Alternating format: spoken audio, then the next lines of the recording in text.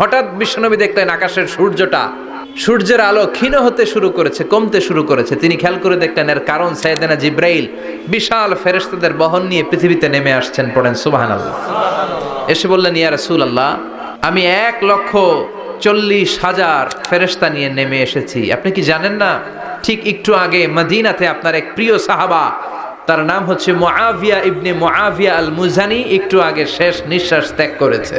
বিশ্বনবী বললেন, ইন্না লিল্লাহি ওয়া ইন্না ইলাইহি রাজিউন। সাইয়েদনা জিব্রাইল বললেন, ও নবী, আপনি কি আপনার প্রাণের সাহাবীর জন্য গায়েবানা জানাজা পড়বেন না?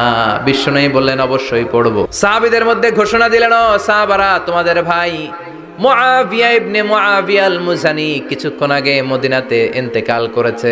সবাই বাইরে বের হয়ে আসো, এই মাত্র এই মুহূর্তে আমরা গায়েবানা জানাজা পড়ব। বিশ্বনবী প্রথম কাতারে দাঁড়ালেন, হাজার হাজার সাহাবারা লাইন ধরে দাঁড়ালো। সাইয়েদনা জিব্রাইল 1,40,000 ফেরেশতা নিয়ে সাহাবাদের পেছনে 2টা লাইনে দাঁড়িয়ে গেলেন। প্রথম লাইনে 70,000, দ্বিতীয় লাইনে আরো 70,000, 1,40,000 ফেরেশতাদের বহর। আর সাহাবারা মিলে আল্লাহু আকবার বলে গায়েবানা জানাজা শুরু করলেন। নামাজ শেষ। বিশ্বনবী তো অবাক, ঘটনা কি? কোন সাহাবীর গায়েবানা জানাজায় তো ফেরেশতা নামে না আকাশের উপর থেকে। বিশ্বনবী জিজ্ঞেস করলেন, জিব্রাইল, কোন সাহাবীর গায়েবানা জানাজায় তোমরা আকাশ থেকে এত ফেরেশতার বহর নিয়ে নামো নাই? কি এমন আমল করেছে আমার মুআবিয়া? কি এমন ভালো গুণ ছিল, ভালো আমল ছিল, যার কারণে আরশের উপরে তার এত সম্মান?